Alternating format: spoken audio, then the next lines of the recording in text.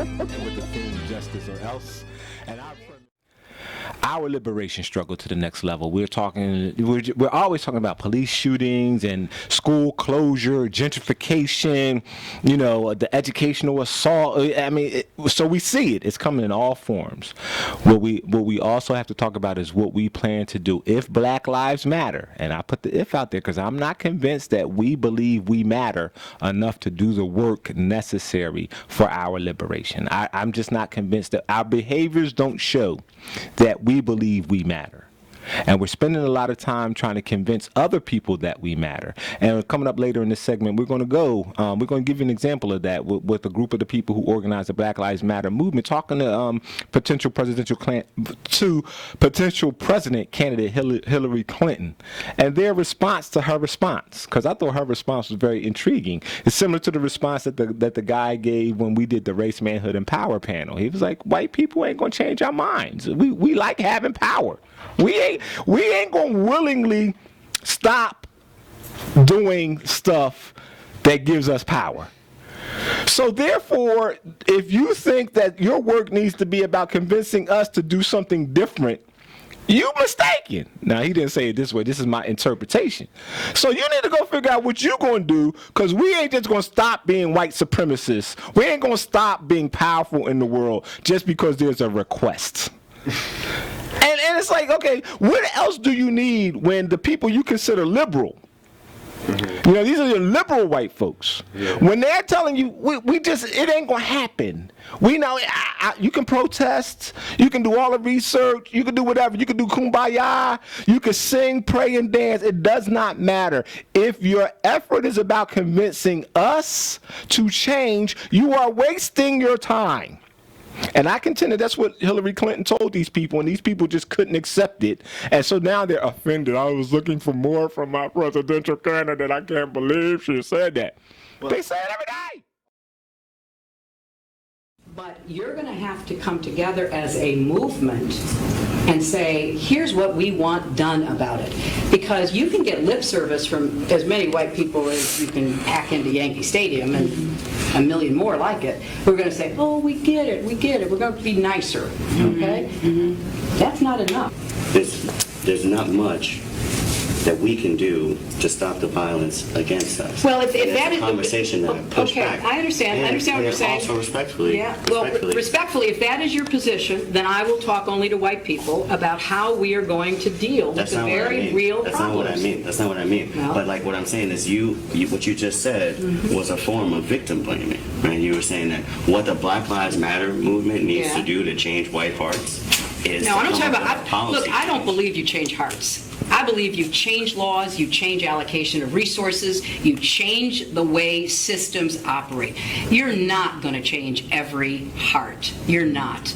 But at the end of the day, we can do a whole lot to change some hearts and change some systems and create more opportunities for people who deserve to have them to live up to their own God-given potential, to live safely without fear of violence in their own communities, to have a decent school, to have a decent house, to have a decent future. So we can do it one of many ways. You can keep the movement going, which you have started, and through it, you may actually change some hearts. But if that's all that happens, we'll be back here in 10 years having the same conversation. And when I talk about us being addicted to our inferiority, that is a prime example of what I'm talking about. Even those of us who think we're moving our movement forward, the things we're doing don't make sense from the perspective of a fully declared independent human people. There's something about some trigger in our mind that always takes us back to the plantation. We got to overcome that. 215-634-8065, toll free 866-361-0900. It's that, and it's also the fact that we always want forgiveness. Is that whole forgiveness piece that we forgive everybody? I feel like part of that is also the sympathy part. Right. And we'd rather hear her say "I'm sorry" than to engage in actions that change the reality. Yes. If And then we she can had say we just forgive said, you. you know what, you're right, I am sorry, and I make amends. I apologize for anything I may have done. We would have act like the victor. We would have started sending off fireworks and acting like there was some kind of victory worth celebrating right there. She'd have been black then. She would have been black, and we would have loved her. That's all we needed, to hear her say, please hear. I just want to hear you say you love me. We like that middle child, who always feels neglected and overlooked, and they just want their parents to recognize them.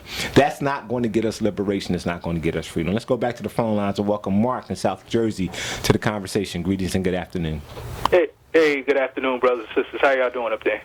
Good. We're good. All right. In the vein of your early interrogatory, and the vein of the conversation is this the scripture that says, "Ye shall know the truth, and the truth shall set you free."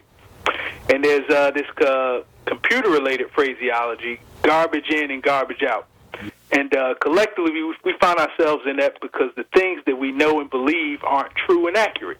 And in terms of us being able to get things done as a collective, we got to realize the real truth, not platitude or idyllic rhetoric. Like issues like post-racial. Post-racial is not real truth. The accurate truth and execution thereof is our silver bullet. Our actions must be different from the lead and guide of this construct of supremacy. So what we have to do in terms of building resultant power is really to just get to the issue of truth. All right, so in that vein, what's the step-up contribution? Because at the end of the day, I still want to stay focused. We're trying to sift through a lot, and that's why I really thought the Hillary Clinton kind of dialogue was important. So after you hear that, the question becomes, because she's essentially saying, what you going to do? You got to step up your game. What are we going to do? My step-up contribution is to identify and expose these sorts of deceptions and misleadings in word, process, and indeed that tend to undermine and entract our people from acting in powerful truth. All right. We have to understand that, listen, we all go to school, but at some point, you don't stay a student forever. You know what I'm saying? Yeah, it's an issue of you got to step up, and we see in the in that interview that you played with Hillary Clinton, the misunderstanding, the fact that a lot of times we see that the younger activists don't want to relate with the older activists in terms of understanding how things get done. Things don't get done in a public interview like that anyway. Right. You understand what I'm saying? Those are closed-door type meetings. This is why truth has to be the principal theme, because you have to trust your leaders. And what I'm saying is we've fallen into a way of life of corruption and perdition. This whole construct, this is what I mean about truth. We believe things that aren't true, and we have to get away from it. It's just like our religious leaders, all of this false information. Right. We in a toxic environment, and one of the things that's most toxic is the rhetoric and language used in our conversation. Again, we had a group of young people who just really wanted to hear her say, "I'm sorry." That would have been good enough for them. And I don't know how much that would have moved anything forward, but we really have to reorient and course correct in a very deep way. I thank you for your call, my brother. Let's go to line 1. Ralph Yaten, greetings and good afternoon. Hey, good afternoon, brother Shomari. We must be on the same wavelength. I'm glad you played that, because what I was going to say is we have to have it, and I'm talking about myself too. Right. We always are. We have to take advice from our ancestors. They told to do it for self. We have to get back to that philosophy, man, because long as we're dependent on a wicked system like this one, and these lying politicians, I don't care what color they come in, black or white, we all set ourselves up to look like complete buffoons.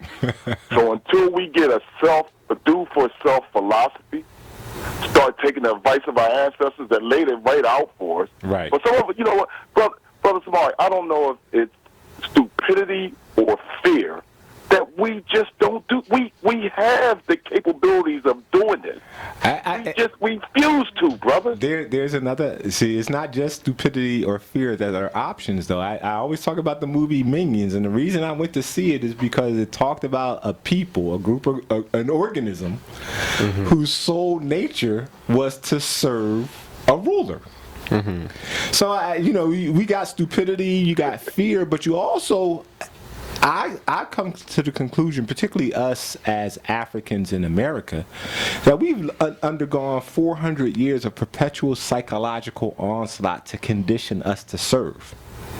And I think that in many ways it's become now our conditioned nature to serve white supremacy. We have to start having that conversation, because if you don't, you're going to skip over some unbelievably hard and difficult work we have to do in order to really change our people's mindset, therefore their actions.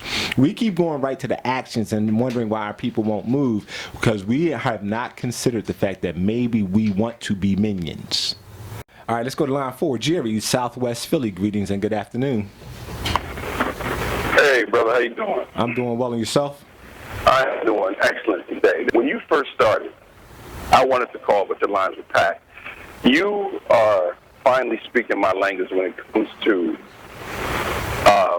we have to wake up ourselves, and we cannot rely on individuals. And I know a lot of people have said it, but they've said it with caveats. You cannot say with a caveat. You, like the inadvertent homework assignment you gave your staff there, and the fact that they are intelligent individuals, obviously, or they would not be on the air with you, but they didn't necessarily, and this is not a dig, but it's going to sound like one, they did not necessarily have the intellectual capacity to find out about it without being assigned the assignment. Right. That is what white supremacy does. That it gets you stupefied. To the point where it gets you to the point where if you're not assigned assignment, you don't, you don't. I think, yeah. Please feel free to call back, but that connection was not good, so I don't know. We just lost you.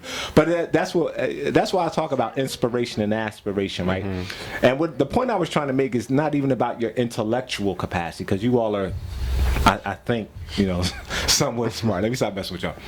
But you would have to have had the motivation, and that's why I was saying, there would have been something internal about just wanting to prove yourself, right? So my thing is, when I was younger and there was a conversation going on and they were talking above my head, I didn't know what they were talking about, but it mattered to me. By the next time I engaged in that conversation, I was going to have done some homework based on what they were talking about.